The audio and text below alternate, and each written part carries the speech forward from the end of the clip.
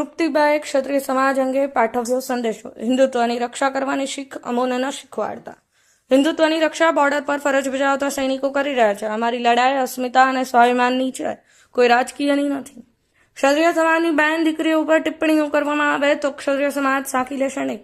તૃપ્તિબાએ તેમના વક્તવ્યમાં શું સંદેશો પાઠવ્યો તે સાંભળો. બ્યુરો રિપોર્ટ, સમય 24 ન્યૂઝ, બારડોલી. પરિણામ જે કોઈ આવે, હમણાં મીડિયાએ પણ એવું પૂછ્યું હતું કે તૃપ્તિબા આમાં તમે જીત માનો છો, તમારી જીત થકે? ત્યારે હું કહું કે જીત કે હાર જીતની ક્યારેય રાજપૂત સમાજે પરવા કરી જ નહોતી. મહારાણા પ્રતાપના ઇતિહાસો લખ્યા છે, હાર જીતની વાત નથી. અમારો ઇતિહાસ લખાશે કે અમારા વડીલોએ જે અમને ગૌરવવંતો ઇતિહાસ આપ્યો હતો, એની પર લાંછન લગાડ્યું હતું, તો અમે લડ્યા હતા. આનો ઇતિહાસ, અને અમે જ્યારે મરશું ને ત્યારે ખમીરવંતા ગૌરવ સાથે મરશું કે અમે લડ્યા હતા અને અમારી નવી પેઢી જે પારણે છે એને અમે લાચારી કે ગુલામી આપીને નહીં જઈએ વારસામાં. ભલે લોકશાહી છે પણ આપણું લોહી છે. હું ફરી આપને કહું છું, ઘરે જે બેઠા છે એને કહું છું, દરેક માતાઓને પણ અહીંયા કહું છું કે આ લોકશાહી છે. ભલે તમારી પાસે લડવાની તાકાત નથી પણ તમારો મત એ તમારી મોટામાં મોટો શસ્ત્ર છે. એટલે છેલ્લા દિવસ સુધી, હજી તો આ શરૂઆત છે, જે કાંઈ ચાલી રહ્યું છે મારે કંઈ વાત નથી કરવી, દિવસો હજી આનાથી બહાર આવશે.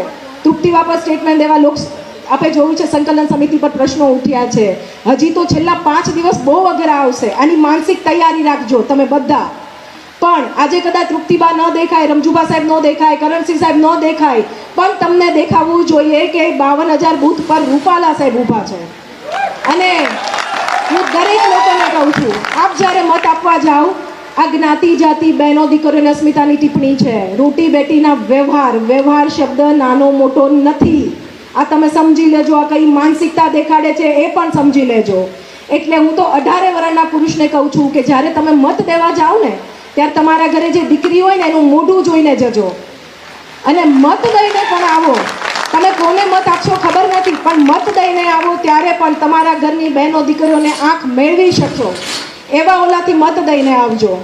અને છેલ્લે એટલું કહું કે રાત ભલે ગમે એટલી અંધારી રહી, પણ સૂરજ મારા ને તમારા નામનો નીકળશે. જય માતા.